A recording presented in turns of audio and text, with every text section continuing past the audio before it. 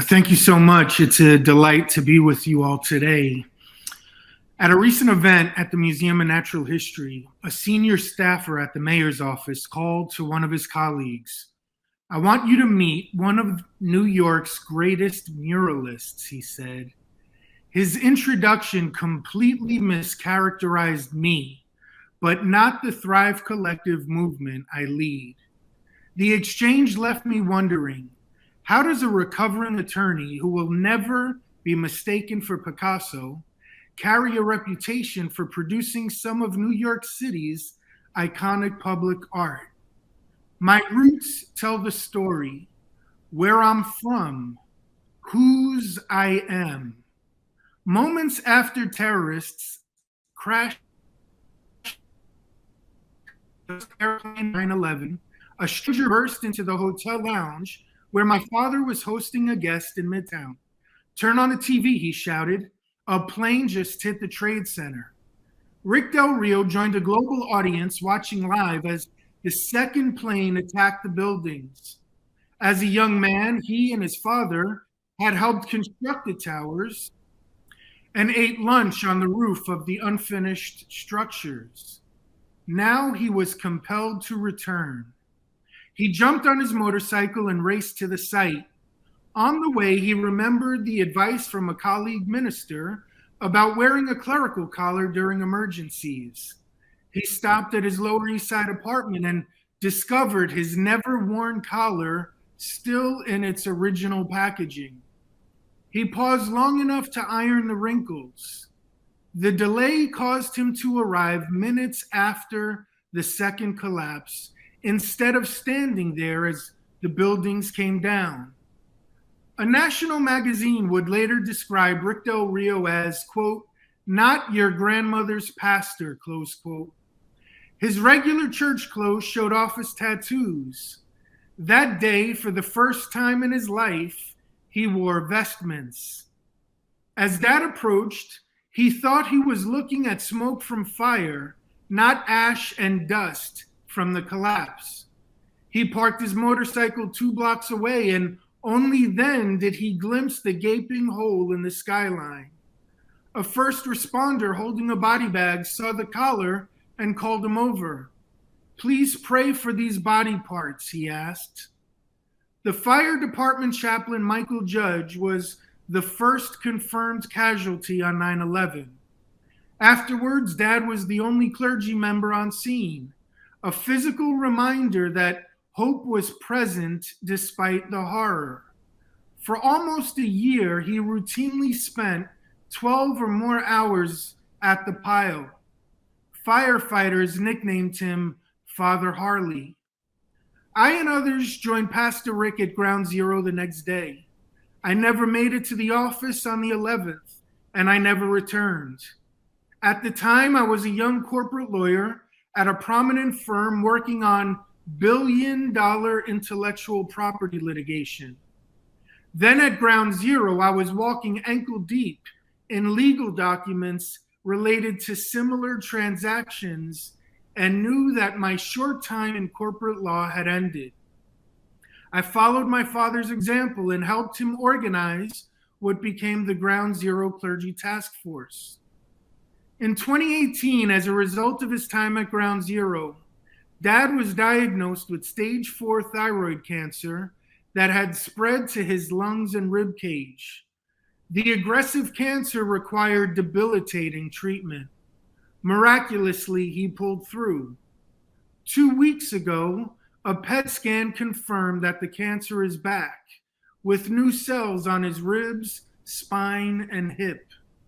Today, as I give this talk, Father Harley is in Texas, building temporary housing for migrant families and humanitarian workers.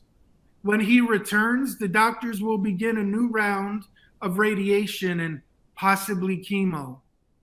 As extraordinary as my father's leadership on 9/11 was, it was rooted in a lifetime of ordinary, everyday choices he and my mother made in the service of the city they love. They inherited that love from my immigrant grandparents, who fled poverty and landed in Brooklyn during the Great Depression. My parents met during the social unrest of the 60s, and their multi-ethnic romance resembled West Side Story. To this day, my brothers are the only other humans I've ever met who are equal parts Puerto Rican and Norwegian. Rooted in this multi-generational legacy, I received an excellent education and career options. After 9/11, I resigned at age 26 to coordinate relief work at Ground Zero. 15 months later, I committed full-time to the youth center I helped launch and lead since 1996. In 2011, that work evolved into Thrive Collective, a nonprofit that creates hope and opportunity through sports and mentoring around public schools. All of my grandparents met, married, and nurtured families in Brooklyn. I'm proud that Thrive primarily serves neighborhoods like those that welcomed them, including the high schools that received both of my grandmothers. The impulse to run towards where the need is greatest, to see opportunities to serve in the midst of adversity, to dedicate one's time, talent, and treasure to make the world around us better.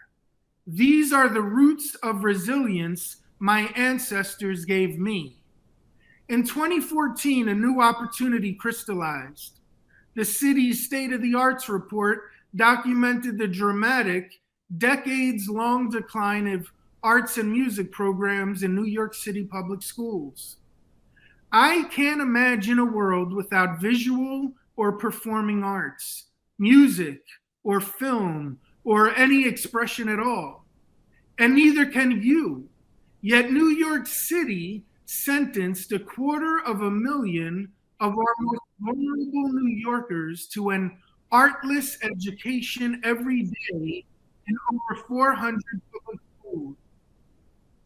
Children who most required the skills to imagine worlds that don't yet exist and make it so were systematically deprived of the experiences that awaken that creative imagination. Together, we can eradicate this injustice by connecting artists and youth workers with local schools as teaching artists, art directors, coaches, and mentors. A lifetime of community youth development led me to co-found Thrive Collective to help bring art back to all New York City students in schools. Since then, we have directly served 20,000 students at nearly 200 schools in all 5 boroughs, 5 states, and Mexico. Perhaps most gratifying for a non-artist like me, to date, our students and teaching artists have produced over 225 murals totaling over 100,000 square feet of public art, with almost 50 in production this spring. To live artfully means to love well, create memories, and change the world. I've been accused of seeing the world through rose-colored glasses. I've been dismissed as an idealist and a dreamer.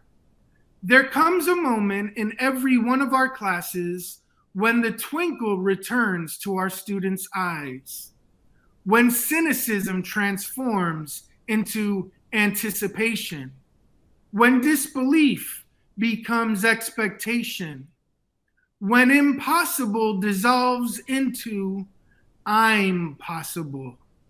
I live for those moments. They become memories that alter the trajectory of a life. Most of our students resist being called artists. They expect that few will pursue careers as muralists, filmmakers, and musicians. But everyone has the opportunity to create a masterpiece life. The greatest stories are not those captured on film or canvas or song lyrics, nor chronicled in newsprint. They're not tweeted by publicists, nor pitched by pundits.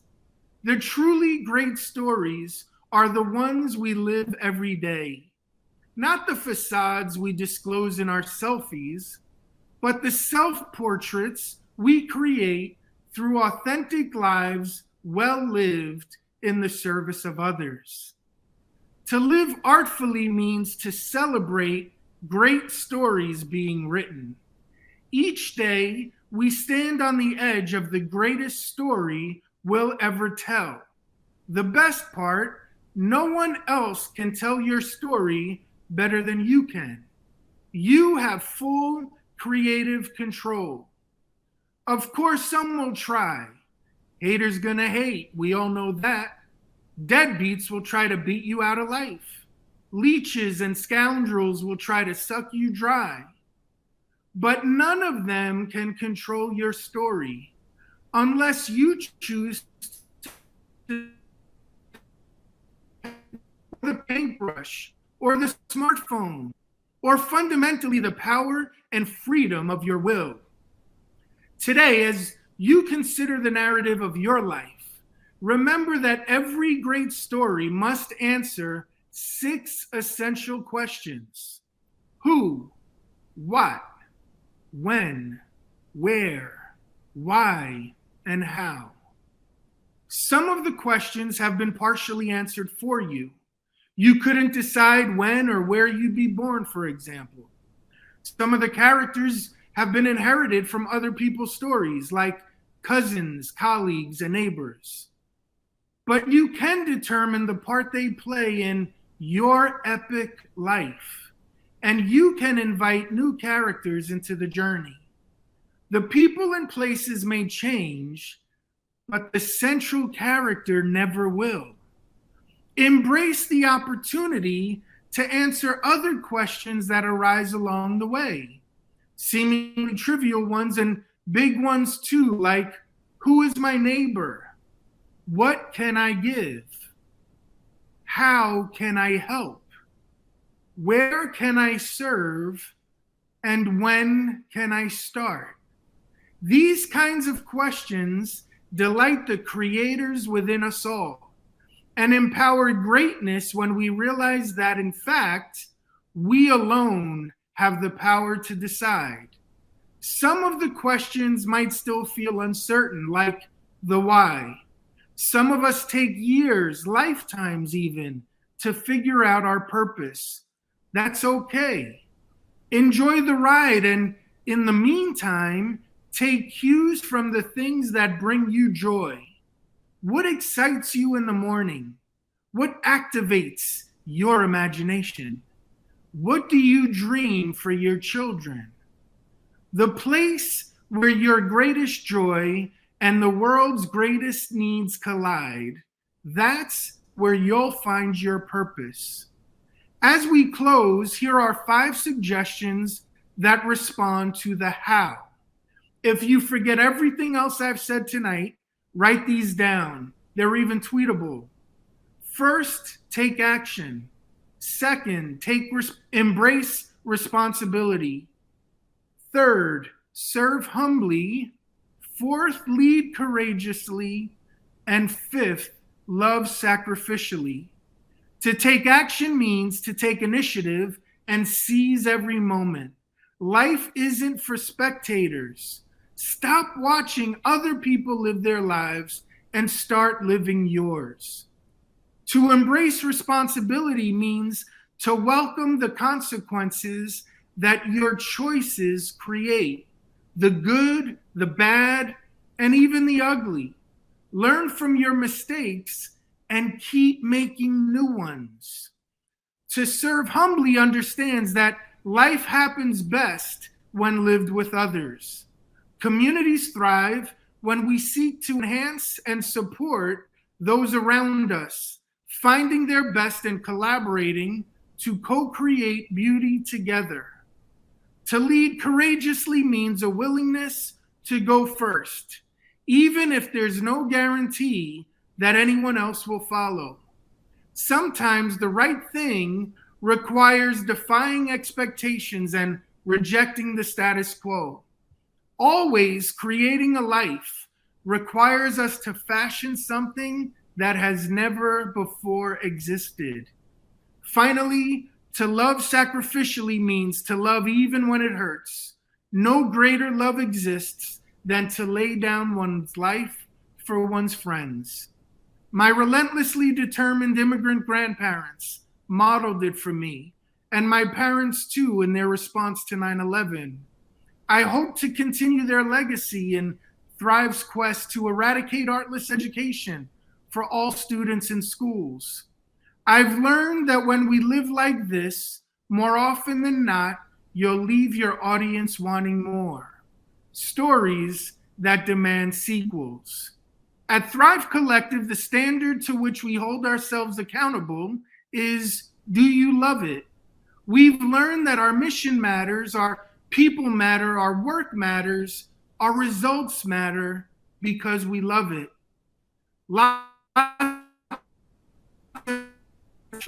That love compels us to persevere through the hard times and makes the good times sweeter. Today and every day, there is so much to love. So many worthy organizations, inspiring stories, and generous neighbors. So many great choices. We salute all the great causes and champions who live on mission because you love it. Thank you for the faith, hope, and love that drives you. As I close, I want to invite you to make a commitment tonight. A commitment to find a love so deep, so compelling that you'll fashion a life that pursues it with your whole heart, mind, soul, and strength. You've been equipped for this moment and the lifetime to come. It's time to live artfully, create a life worthy of a sequel. Thank you.